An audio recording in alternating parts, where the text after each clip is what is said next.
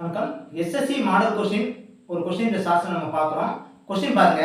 A can complete a work in 20 days and B in 30 days. A வந்து ஒரு ஒர்க்கை 20 டேஸ்ல கம்ப்ளீட் பண்ணுவாங்க. B வந்து அதே ஒர்க்கை 30 டேஸ்ல கம்ப்ளீட் பண்ணுவாங்க. A worked alone for 4 days and then B completed the remaining work along with C in 18 days.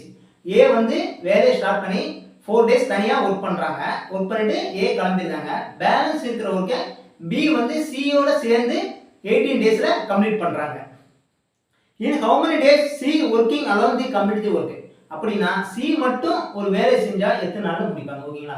பாருங்க, A வந்து ஒரு வொர்க்க 20 டேஸ்ல கம்ப்ளீட் பண்றாங்க. அப்ப டோட்டல் வொர்க் வந்து நம்ம 100% வெச்சுக்கணும். ஓகேங்களா? அப்ப A வந்து ஒரு வொர்க்க 20 டேஸ்ல முடிச்சாங்கன்னா ஒரு நாளைக்கு எத்தனை % வொர்க் பண்ணுவாங்கன்னா 100/20. ஓகேங்களா? இப்போ ஸ்டார்ட் பண்ணீங்கன்னா இது 120, இது 520. ஸோ 5% ஒர்க் பண்ணுவாங்க. ஓகேங்களா?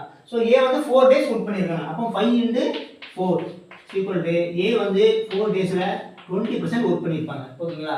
அப்போ பேலன்ஸ் ஒர்க் எவ்வளோ இருக்கும்? 80% இருக்கும். அந்த 80%-ஐ பியும் சியும் சேர்ந்து செய்கிறாங்க.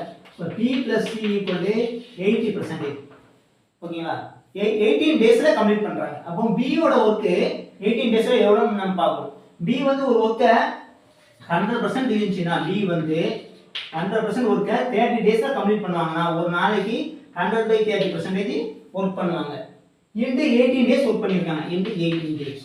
ஸ்டார்ட் பண்ணீங்கன்னா 0 0 கேன்சல் பண்ணா 1 3 சார் 6 3 சார். சோ 6 × 10 60% B ஒரு 18 டேஸ்ல கம்ப்ளீட் பண்ணுவாங்க. ஓகேங்களா?